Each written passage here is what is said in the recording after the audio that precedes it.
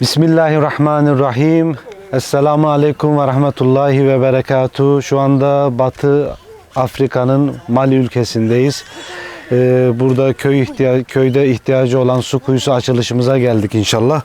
Hacı Emin Bayram ve çocuklarının su kuyusunu inşallah burada açacağız. Rabbim hayırlarını kabul etsin. Rabbim nice su kuyuları açmayı nasip etsin inşallah. Burada su kuyusu şu anda bulunduğumuz köyde bulunmamaktadır. İlk defa bir su kuyusu açacağız inşallah. Burada bu insanlar Allah'ın izniyle bu su kuyusundan faydalanacaklar inşallah. Tekrar Rabbim hayırlarını kabul etsin.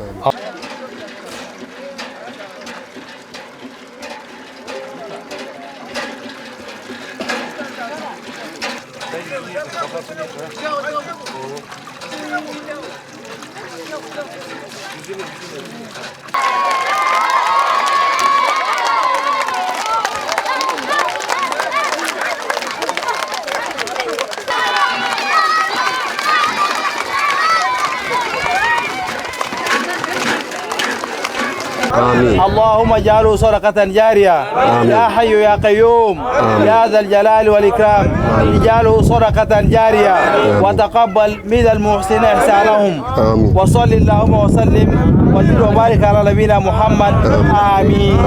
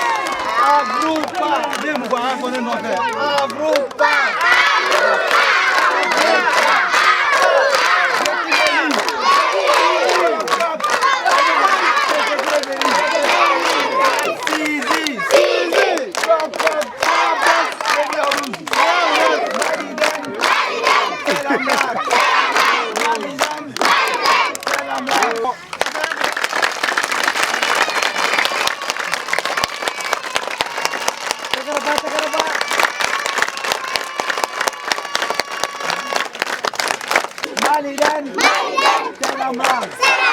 Mali'den selamlar. Mali'den selamlar. Sizi çok seviyoruz. Sizi çok seviyoruz.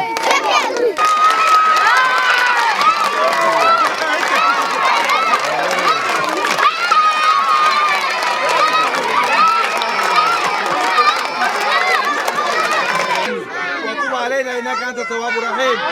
اللهم اجعله صدقة جارية. اللهم اجعله صدقة جارية. اللهم ارحم موتانا. اللهم ارحم موتانا. يا حي يا قيوم يا ذا الجلال والإكرام تقبل من المحسنين إحسانهم وصلى الله وسلم وبارك على نبينا محمد آخر دعوانا الحمد لله رب العالمين. Rabbim hayırlarını kabul etsin inşallah.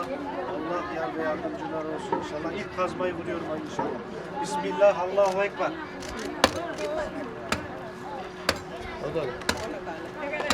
Bismillah, Allahu Ekber. Allahu Ekber.